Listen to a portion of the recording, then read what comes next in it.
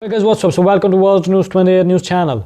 So let's talk about why European Union Green Deal matters. The annual climate talks ended in Madrid last week with a disappointing outcome. The talks were unable to define the rules of the new carbon market to be set up under the Paris Agreement, the only major agenda before it, nor were they able to persuade countries to commit to increase the scale of the climate acquisition by the next year. The demand being made again and again in view of the scientific assessments that show that current efforts to tackle the climate change were not enough. While the meeting was still on, the European Union hosts 28 member countries are together the third largest emitter of the greenhouse gases in the world after China and the United States come with an announcement on additional measures. It would be on climate change called the European Green Deal.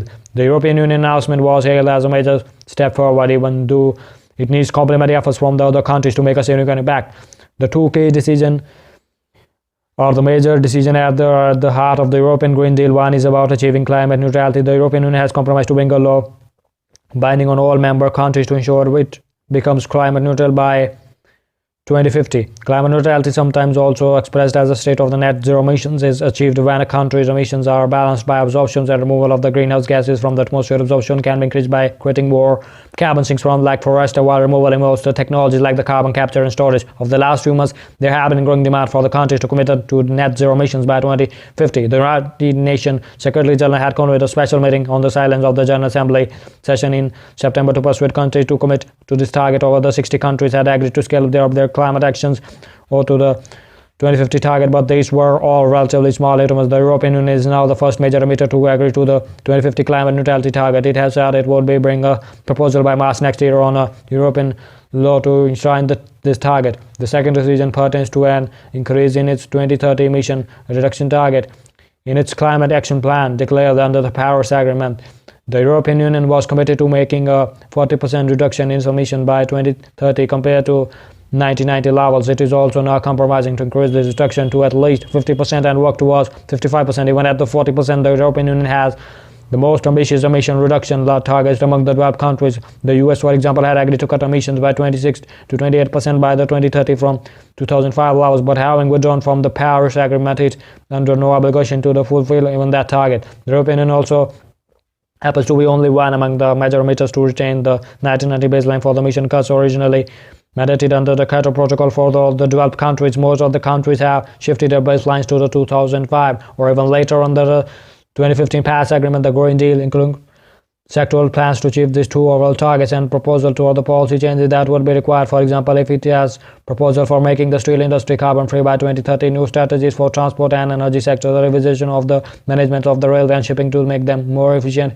and more stringent air pollution emission standard for the vehicles. Better than others, the European Union as a whole has been doing better than the other developed countries on reducing the emission. In 2010, the European Union had plans to reduce the emissions by at least 25% by 2020 from 1990 levels.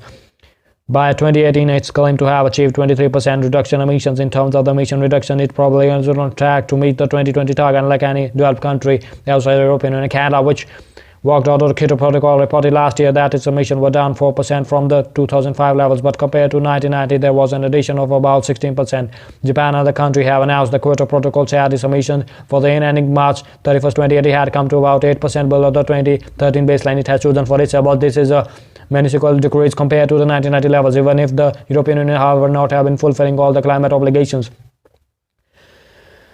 The Kyoto Protocol, it required the rich and the developed countries to provide finance and the technology to the developing countries to help fight climate change. In those two respects, there has been little climate money flowing out of the European Union, especially for the adaptation needs to the developed countries, and transfer of the new climate-friendly technologies has been made in the patent and the ownership complication. This is the reason why developing countries like the India and the China have been repeatedly raising the issue of the unfulfilled obligations of the developed countries in the pre-2020 period that is covered by the Kyoto Protocol. Still, miles to go. The Green Deal is important that inequality in itself is to achieve the emission reductions that the scientific assessments say that will be required to save the world from the catastrophic and irreversible impacts of the climate change. There has been no signal from the other big emitters, including the large developing countries like the China and India. They were considering immediate scaling up of their climate actions while announcing the deal. The European Union urged their country to raise the ambition of their action as well as long as many international partners do not share the same ambition as the European Union. There is risk of carbon leakage, either because production is transferred from the European Union to other countries with the lower ambition for its emission reduction, or because the European Union products are replaced by the more carbon